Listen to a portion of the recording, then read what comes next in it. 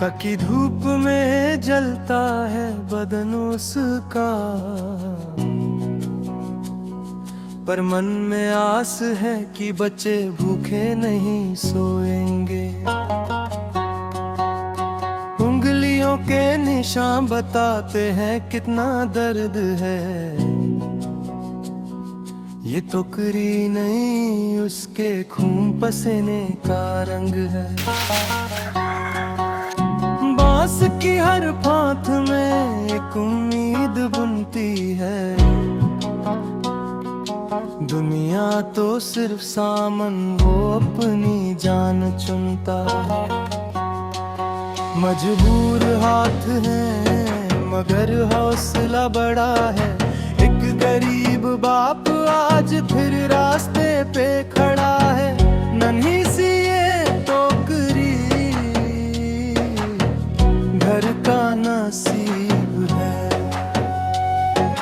दुनिया के लिए मामूली पर उसके लिए सब कुछ है।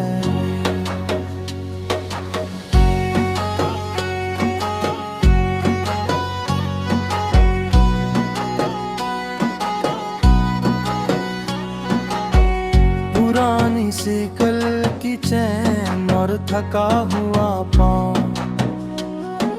ढूंढ रहा है वो शहर में अपना छोटा सा गांव। लोग पूछते हैं दाम, कोई दर्द नहीं पूछता, इस मेहनत के पीछे का कोई सच नहीं पूछता। कंधा झुक गया है पर सर नहीं झुकने देता,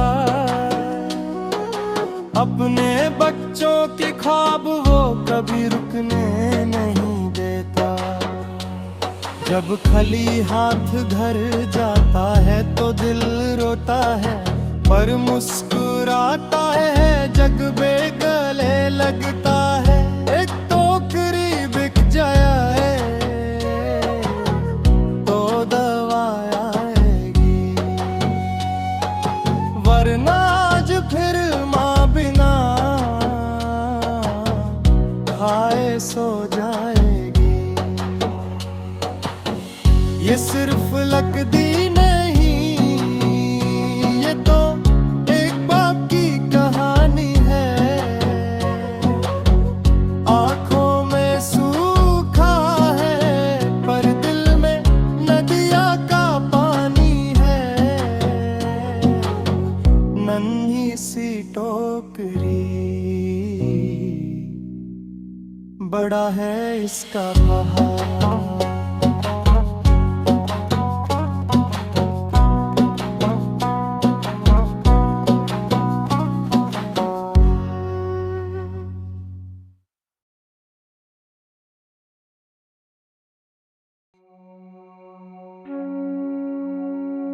क्या देख रहे हो साहब? मेरा मजबूरी बहुत ज्यादा बेचैन सोच रहे हैं ना? जैसे लेके गया था वैसे लेके आया हूं साहब। आपको क्या पता,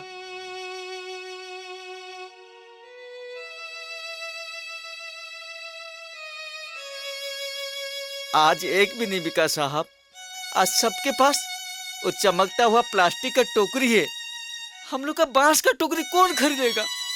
जैसे लेके गया था वैसे लेके आया हूं साहब। वैसे ही बैठे रहिए साहब, वैसे ही बैठे रहिए, वो घोड़े पर ऐसे ही बैठे रहिए। क्या आप मुझे नहीं जानते? इस रास्ते से मेरा रोज आना जाना है। हम लोग चांद पर तो पहुंच गए हैं, बांस की इस कला को भूल गए हैं। आप तो आपका काम खत्म कर दिए। ओ साहब, मेरा मजबूरी जानते हैं? माँ का तबीयत खराब है, दवाई खरीदने के लिए पैसा भी नहीं है।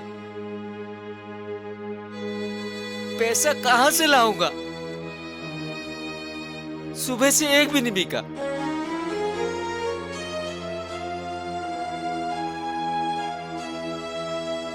पैर में चप्पल भी नहीं है।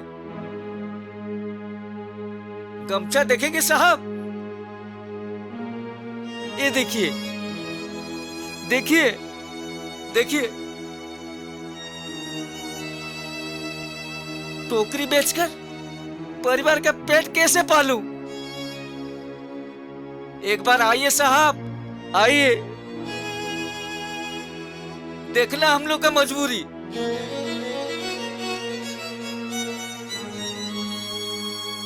ये चमकता हुआ प्लास्टिक के लिए हम लोग का बांस का टोकरी कोई नहीं खरीद रहा है साहब। आप तो आपका काम खत्म कर दिए साहब। घोड़े पे ऐसे बैठे रहिए, ऐसे ही बैठे रहिए और सब अच्छी तरह देखते रहिए, देखते रहिए।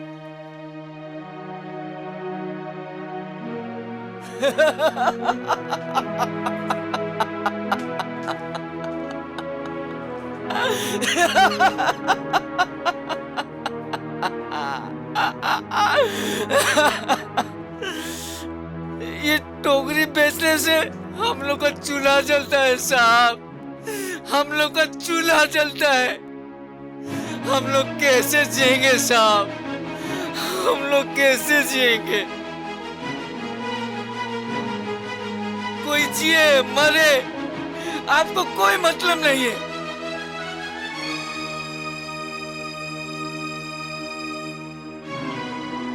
सब तो मेरा किस्मत का लिखा हुआ है साहब।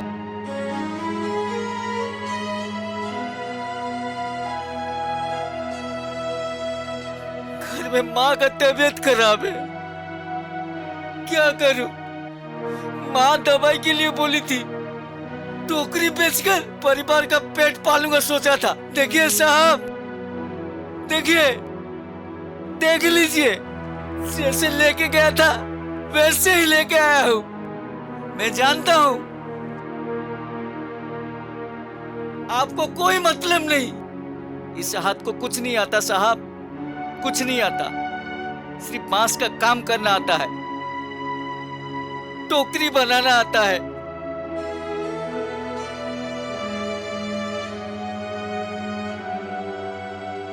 मुझे कुछ समझ में नहीं आता है, क्या करूं, कहां जाऊं, मां के लिए दवाई कैसे लेके जाऊं?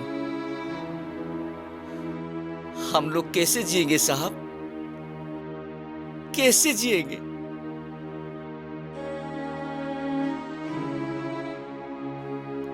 आप एक बार फिर आइए साहब।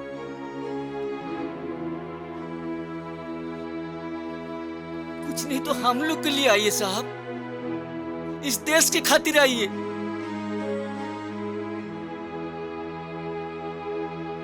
आप आने से ही कुछ होगा, सच बोल रहा हूं, आप आने से ही कुछ होगा।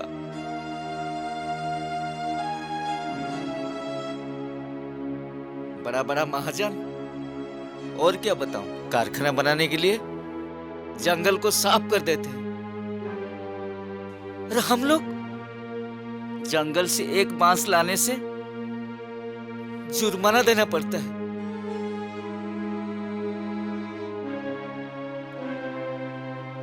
मेरा मजबूरी और क्या बताऊं, ये प्लास्टिक आने से हम लोग बहुत तकलीफ में हैं साहब।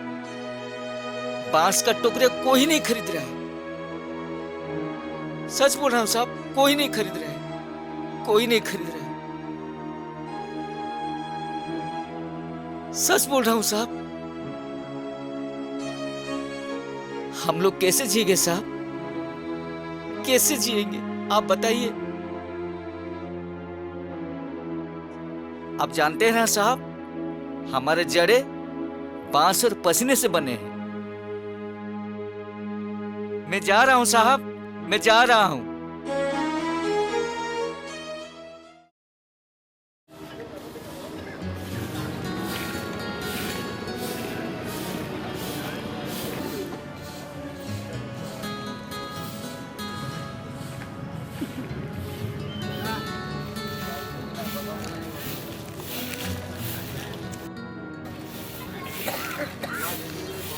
उठ।